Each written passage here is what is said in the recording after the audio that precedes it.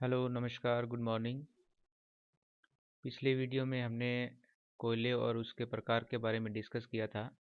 तो अभी हम डिस्कस करेंगे distribution of coal in India, कि भारत के अंदर जो कोयले का जो वितरण है वो किस प्रकार से है।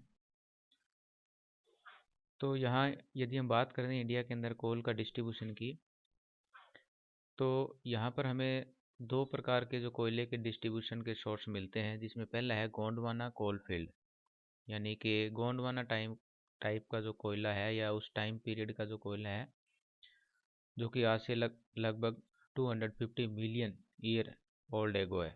यानी कि जिनका जो ओरिजिन है या जिनका जो निर्माण है वो लगभग आज से 250 साल, यानी कि 250 मिलियन ईयर एगो पहले हुआ था। दूसरा जो हमारा है इसके अंदर है tertiary coal field. Tertiary coal field यानी कि टर्सरी टाइप का जो कोयला है वो है लगभग 15 टू 60 मिलियन ईयर एगो। यानी कि गोंडवाना कोयला जो है वो सबसे पुराना है, और इसके बाद का जो कोयला है टर्सरी कोल फील्ड, ये इतना पुराना नहीं है। तो भारत के अंदर हम इन दो लेवल के ऊपर, इन दो अ, आधारों पर जो कोयले का डिस्ट्रीब्यूशन पढ़ेंगे, जिसमें पहला गोंडवाना कोल फील्ड और दूसरा टर्सरी कोल फील्ड। पहले मैं आपको ये बता दूं, ये हमारा इंडिया का मैप है।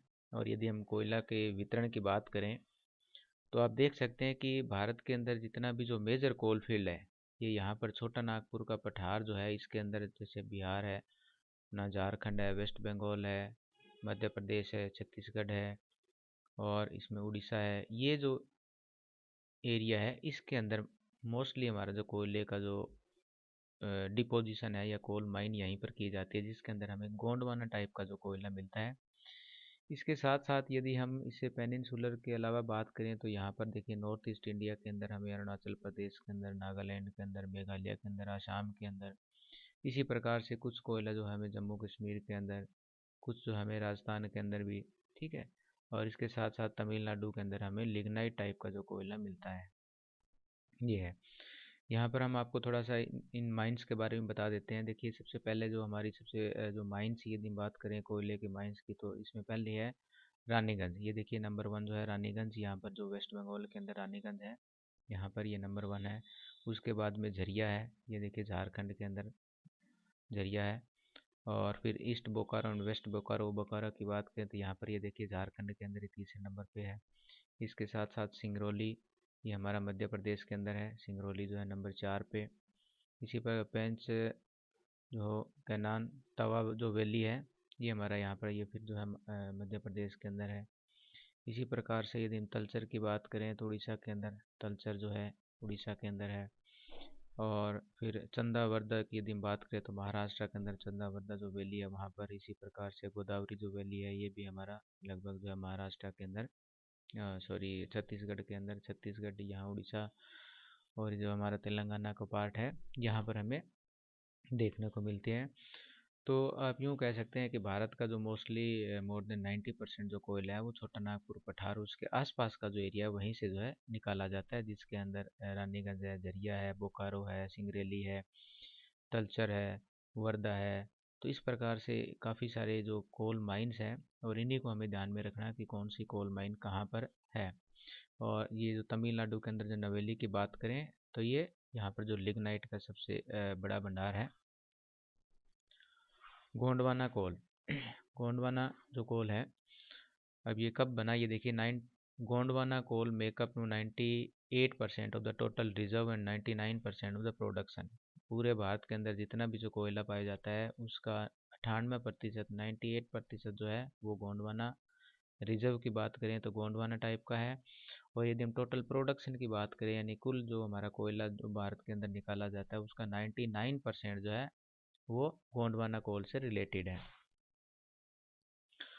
नेक्स्ट हमारा इसमें coking as well as non coking and bituminous as well sub bituminous coal are obtained from the Gondwana coal field.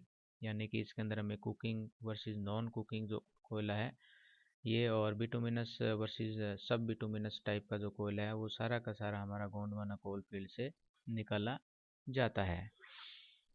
Anthracite is generally not found in Gondwana field, यानी कि एंथ्रेसाइट ये सबसे बेस्ट क्वालिटी यदि हम बात करें, जिसमें लिग्नाइट पीट है, लिग्नाइट है और बिटुमिनस है, एंथ्रेसाइट। जैसे कि हमने आपको टाइप्स ऑफ कोल के बारे में बताया था, तो ये जो है गोंडवाना कोल फील्ड्स में नहीं बल्कि दूसरे एरिया के अंदर हमें देखने को मिलता है। फॉर एग्जांपल के लिए हम बात करें जम्मू कश्मीर की, तो वहाँ पर हमें एंथ्रेसाइट टाइप का जो कोयला देखने को मिलता है। Gondwana coal field is free from moisture. यहाँ पर जो जितना भी कोयला पाया जाता है उसके अंदर मॉइस्चर की मात्रा बहुत कम होती है, but it contain sulphur and phosphorus. लेकिन यहाँ पर इसमें सल्फर और फास्फोरस की मात्रा अधिक हमें देखने को मिलती है। अब हम बात करते हैं distribution of Gondwana coal in India. ये है the first coal mine was open in 1774। तो पहली जो हमारी कोल माइन है वो 1774 के अंदर जो खोदी गई थी या शुरू की गई थी एट रानीगंज इन वेस्ट बंगाल। हम नंबर 1 पे हमने बताया था भारत की जो कोयला की यदि शुरुआत की यदि बात करें तो वेस्ट बंगाल में रानीगंज से हुई थी। और India is now the third largest coal producer in the world after China and USA. तीसरे नंबर पे है हम, भारत जो है वो कोयले के उत्पादन में चाइना और इंडिया के बाद यदि बात करें तो ये तीसरे नंबर पे आता है। Coal field in Chhattisgarh. सबसे पहले हम बात करते हैं छत्तीसगढ़ के अंदर कौन कौन सी कोल फील्ड है। यहाँ कोरबा कोल फील्ड है, छत्तीसगढ़ के अंदर है, ध्यान रखना है इसको, कोरबा। ये कोरबा डिस्ट्रिक्ट के अंदर हमें देखने को मिलती है। बीरमुत्तरपुर, ठीक है, बीरमपुर जिसको हम बोलते हैं, ये भी छत्तीसगढ़ के अंदर ही है। इसी प्रकार से सरगुजा जो है ये भी सरगुजा डिस्ट्रिक्ट के अंदर है। और ये जो हमारी है, ये देखिए यहाँ पर जो कोरबा कोल फील्ड है ये कोरबा डिस्ट्रिक्ट के अंदर है, और बीरमपुत्र जो कोल फील्ड है ये हमारी सरगुजा डिस्ट्रिक्ट के अंदर है। यहाँ ऐसे समझना है आप इसको। और जो तातापानी रामकोटा कोल फील्ड है वो सरगुजा डिस्ट्रिक्ट के अंदर है। These are the major coal field that is found in the Chhattisgarh. आप यहाँ देख सकते हैं छत्तीसगढ़ के अंदर कौन कौन सी कोल फील्ड जो से अभी हमने जो बात किया है इसके अंदर। यहाँ पर ये मुख्य मुख्य जो कोल फील्ड है इसमें चंद्रपुरा है, इधर में इसी ये सॉरी झारखंड की है, बोकारो है। इसी प्रकार से नॉर्थ कर्णपुरा है, ये डाल्टनगंज है, उत्तर है। These are the some major coal field that is found in Jharkhand. अब झारखंड के अंदर हम बात करते हैं सबसे सेकंड इन प्रोडक्शन। यदि हम बात करें तो भारत के अंदर इसका दूसरा नंबर है कोल प्रोडक्शन के अंदर। Jharia coal field Dhanbad district, Dhanbad district के अंदर जो जरिया कोल फील्ड है, धनबाद डिस्ट्रिक्ट की यदि हम बात करें तो यहाँ हमारे पास है ये गिरडी है, डाल्टनगंज है, साउथ है रामपुरा, ये रानीगंज है यहाँ पर वेस्ट बंगाल के आसपास में। और यहीं पर देखिए ये झरिया है कोल फील्ड, रानीगंज और झरिया दोनों बिल्कुल पास पास में है। बोकारो कोल फील्ड हजारीबाग, ये यहाँ पर जो है बोकारो कोल फील्ड है, ये देखिए यहाँ पर बोकारो कोल फील्ड हजारीबाग के अंदर। गिरडी, गिरडी जो है ये यहाँ पर है, गिरडी जो हमारी जो ये देखिए गिरडी कोल फील्ड यहाँ पर है। और राजमहल कोल फील्ड ये हमारा राजमहल कोल फील्ड है। तो ये मुख्य रूप से हमारे पास है, यहाँ पर देखिए कौन कौन सी है।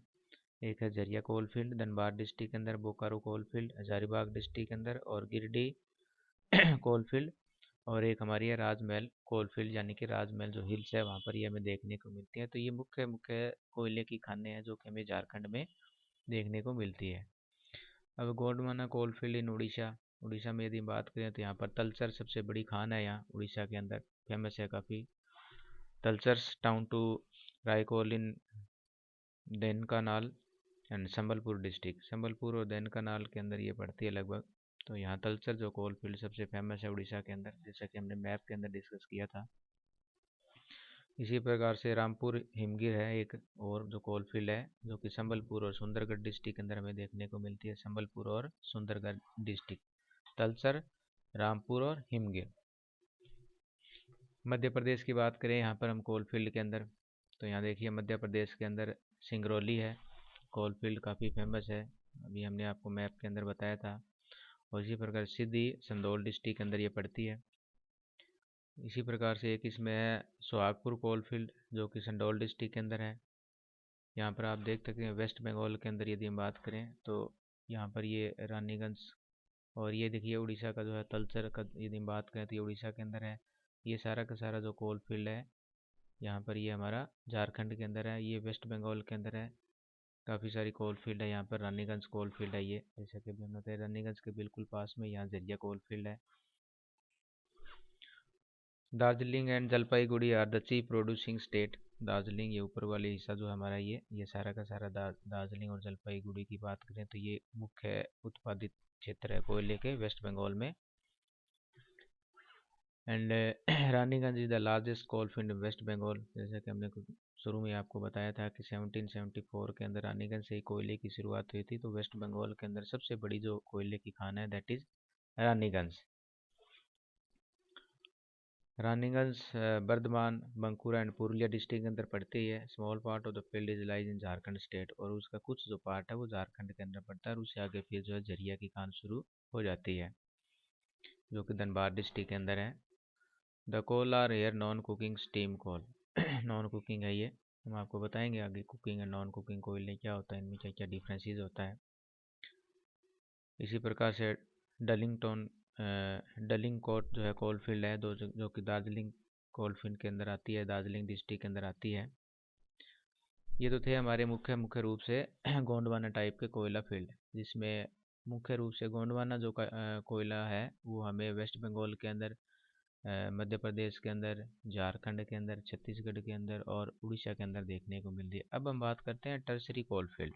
टर्सरी टाइप का जो कोल फील्ड है वो हमें कहाँ कहाँ देखने को मिलता है, जिसका ओरिजिन आज से लगभग 15 से लेकर 60 मिलियन ईयर एगो ओल्ड की यदि बात करें तो हुआ है। और इसके अंदर जो कार्बन जो कंटेंट होता है वो काफ़ी कम होता है, वेरी लो। ये इसके अंदर मतलब एक कमी कह सकते हैं आप। जितना भी हमारा गोंडवाना टाइप का उसमें कार्बन की मात्रा ज़्यादा होती है, लेकिन यहाँ पर कार्बन की मात्रा इसमें कम पाई जाती है। तो mainly confined to the extra peninsula. Extra peninsula का मतलब ये पेनिनसुला के अंदर नहीं मिलता है, बाकी दूसरे एरिया के अंदर हमें देखने को मिलता है। फॉर एग्जाम्पल के लिए Jammu and Kashmir, Himachal Pradesh, Assam, Arunachal Pradesh etcetera. Coal generally has low carbon, जैसा कि शुरू में बताया था कार्बन की मात्रा कम होती है इसमें। High percent of moisture, moisture की इसमें जो परसेंटेज ज़्यादा होता है, और सल्फर, क्योंकि ये एक शुरुआती स्टेज होती है जिसमें कोयला जो है वेजिटेशन, जब कोयला बनता है, पीट है, लिग्नाइट है, बिटुमिनस है, एंथ्रेसाइट है, तो इसीलिए इसमें जैसे जैसे आगे इसकी क्वालिटी बढ़ती जाती है इसमें कार्बन की मात्रा बढ़ती जाती है, और बाकी मॉइस्चर और जो दूसरे एलिमेंट्स है वो कम होते जाते हैं। लेकिन यहाँ पर लो कार्बन है, हाई परसेंटेज ऑफ मॉइस्चर है, यानी कि नमी की मात्रा ज़्यादा है। टर्सरी कोलफील्ड इन आसाम की बात करें तो ये माकूम, नाजिरा, मीर हिल, दिल्ली, दिल्ली, जयपुर एंड लखवानी, ये मेजर कोलफील्ड है। माकूम कोलफील्ड इन शिवसागर डिस्ट्रिक्ट में पड़ती है। माकूम जो है शिवसागर डिस्ट्रिक्ट के अंदर पड़ती है। और इसी प्रकार Assam coal contain very low ash and high coking quality. Assam के अंदर जो कोयला है इसमें ऐश की कमी यानी कि राख कम मिलती है, लेकिन कुकिंग इसकी क्वालिटी है वो अच्छी है। But the sulphur content is very high, sulphur की जो मात्रा है वो काफ़ी ज़्यादा पाई जाती है इसके अंदर। As a result of which the coal is this coal is not suitable for metallurgic purpose, यानी कि अलग अलग तरीके से हम इसका यूज़ नहीं कर सकते हैं डिफरेंट काइंड्स के लिए। तो ज़्यादातर कुकिंग के रूप में इसका यूज़ किया जाता है। But these coal are best suited for the hydro generation process, लेकिन इस कोयले का हम हाइड्रो जो जनरेशन यानी कि हाइड्रो इलेक्ट्रिसिटी जब यूज़ करते हैं उसके अंदर इसका काफ़ी यूज़ किया जा सकता है प्रोसेस के अंदर। And use for making liquid fuel, liquid fuel के लिए मतलब जो हमारा लिक्विड फ्यूल बनता है उसमें भी इसका यूज़ किया जा सकता है। अरुणाचल प्रदेश और मध्य प्रदेश की बात करें तो यह मुख्य रूप से हमें देखना अपर असम के अंदर कोल फील्ड मिलती है जो कि नामचिक और नामरूप डिस्ट्रिक्ट के अंदर है। इसी प्रकार से दूसरा इसके अंदर हाई वोलेटिक एंड सल्फर इसमें पाया जाता है। मध्य मेघालय की बात करें तो गारी, खासी एंड जयंती की पहाड़ियों के अंदर जो है कोयला है, जिसके अंदर दारंगगिरी कोलफील्ड है, ये गारो के अंदर पड़ती है। इसी प्रकार से सीजू, चेरापूंजी, लियोथनान, माओलोंग एंड लांगरिंग कोलफील्ड है, ये खासी एंड जैंतिया हिल के अंदर हमें देखने को मिलती है। कोलफील्ड जम्मू एंड कश्मीर, जम्मू कश्मीर की बात करें तो यहाँ पर हमें Kalakot and surrounding reason in Jammu and Kashmir, और पीर पंजाल के अंदर साउथ पीर पंजाल है वहाँ पर, और इसी में हिमाचल प्रदेश के अंदर चंबा डिस्ट्रिक्ट के अंदर हमें टर्सरी टाइप का जो कोयला देखने को मिलता है। अब इसी में एक क्वालिटी इसमें आती है लिग्नाइट की। लिग्नाइट टाइप का कोयला, लिग्नाइट इन तमिलनाडु, तमिलनाडु के अंदर सबसे ज़्यादा है ये। 90% ऑफ द रिजर्व, पूरे इंडिया का 90% जो लिग्नाइट है वो हमें तमिलनाडु के अंदर ही देखने को मिलता है। 57% ऑफ द प्रोडक्शन पूरे इंडिया का, जो लिग्नाइट की बात करें तो 57% की प्रोडक्शन करता है तमिलनाडु। नवेली लिग्नाइट इज द, मतलब नवेली जो है, ये जो लिग्नाइट कोल फील्ड है ये सबसे बड़ी है तमिलनाडु के अंदर। और these are the largest deposit of lignite in South East Asia. South East Asia की बात करें तो भी ये नवेली और इसके आसपास का जो एरिया है वहाँ पर तमिलनाडु के अंदर सबसे ज़्यादा लिग्नाइट का भंडार देखने को मिलता है।